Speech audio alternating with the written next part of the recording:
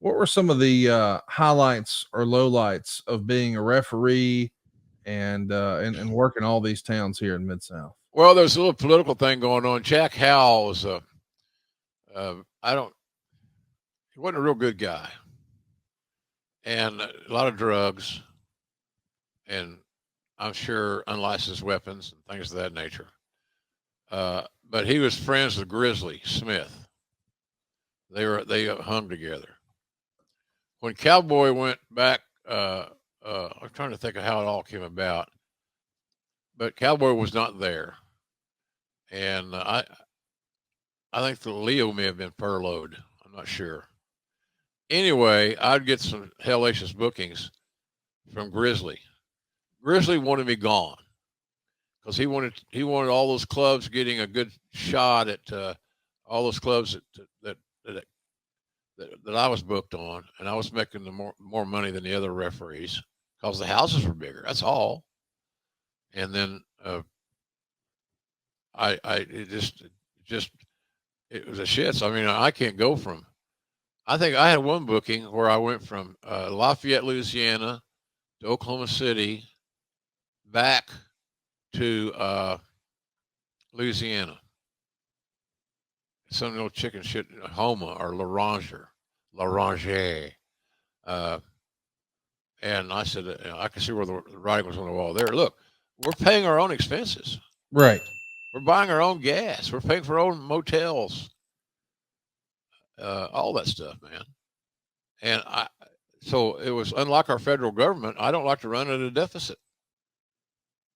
So there you go. And We don't get a chance to do this very often, but let's do a little word association with some of the names from the territory back then, because this is really a who's who. Lou Thesz. yeah, What can you tell us about Lou Thesz? classic pro. If every wrestler that is in the business today handled themselves as honorably and with respect of the business and those that help build it and are contributing to it today, the pro wrestling business would be absolutely amazing. He was he was perfect. Even from his look, he looked like Secretariat. He looked like a thoroughbred. He was always so polite, so friendly. So it was. Just think of yourself if you're a baseball fan, Connie, and you get to hang around Babe Ruth. Right. That's what it was. And for those of us that love pro wrestling and are passionate about it, if it was, it was a hell of a deal. Because Lou Thesz, when I was a kid growing up, there wasn't a magazine you could buy that didn't have something, picture, story, whatever, about concerning Lou. So, but I love talking with him. We one of the funniest stories he ever told. He and I were talking about tough guys, and you find out that a lot of shooters like to talk about other shooters just because they admire them and stuff, respect. So Lou has this. We're talking about these guys, and I said he's talking about this guy and that guy who's tough. And Lou's go-to was the short double wrist lock, which people had rather call it Kimura. Mm-hmm. It's the same hold. Right. Same hold, but it's not as cool. So take that for what it's worth. So that was Lou's go-to. So if you got somebody that's a little froggy, you can bet your ass they're going to get the double wrist lock much sooner than later. So we're talking about all these guys, and I said the one guy he never mentioned was Hodge, Danny Hodge, and I said, hey, Lou, what about Hodge? He said, oh, wait a minute, that's a different deal. He